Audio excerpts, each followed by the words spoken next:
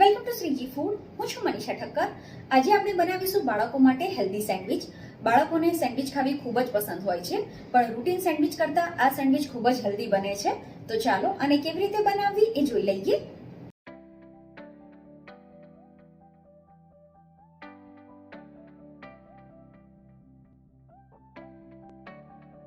આ સેન્ડવિચ બનાવવા માટેના જે બે મેઇન ઇન્ગ્રીડિયન્ટ છે એ છે પીનટ બટર અને ચોકો સ્પ્રેડ. પીનટ બટરમાં protein, vitamin B, iron, folic acid અને ફાઇબર સારા એવા પ્રમાણમાં હોય છે.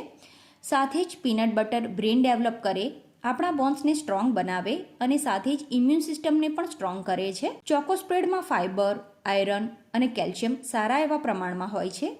આ બધી વસ્તુ આપણા ઇમ્યુન સિસ્ટમને તો સ્ટ્રોંગ બનાવે જ છે, સાથે જ જે કેલ્શિયમ છે એ આપણા દાંતને અને હાડકાને મજબૂત બનાવે છે. અહીંયા આપણે 2 લેયરની સેન્ડવિચ બનાવવાની છે, તો અહીંયા મેં 3 બ્રેડ ઉપયોગમાં લીધી છે. હેલ્ધી સેન્ડવિચ બનાવીએ છીએ એટલે બને ત્યાં સુધી ઘઉંની કે મલ્ટીગ્રેન બ્રેડ જ ઉપયોગમાં લેવાની, મેંદાની બ્રેડ ઉપયોગમાં નહીં લેવાની.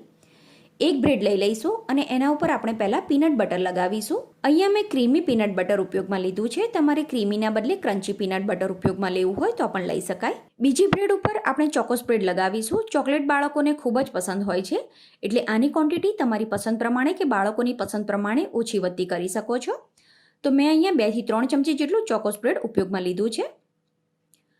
હવે જે પીનટ બટર લગાવેલી બ્રેડ છે એના ઉપર આપણે આ રીતે એક સાદી બ્રેડ મૂકી દઈશું અને ચોકો સ્પ્રેડ લગાવેલી બ્રેડને આ રીતે ઊંધી કરીને આના ઉપર મૂકીએ.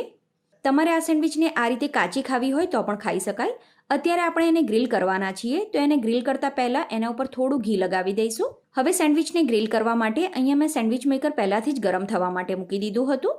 તો સેન્ડવિચનો ઘી લગાવેલો ભાગ નીચે જાય એ રીતે આપણે આને મૂકીશું અને પછી ઉપરના ભાગ ઉપર પણ થોડું ઘી લગાવી દઈએ, જેથી જ્યારે સેન્ડવિચ ગ્રીલ થઈ જાય ત્યારે એનો એકદમ સરસ કલર દેખાય. હવે આપણે આને બહાર લઈ લઈશું અને એને કટ કરીશું. તો હવે આપણી આ એકદમ હેલ્ધી, ટેસ્ટી અને યમ્મી ચોકો પીનટ સેન્ડવિચ બનીને તૈયાર છે.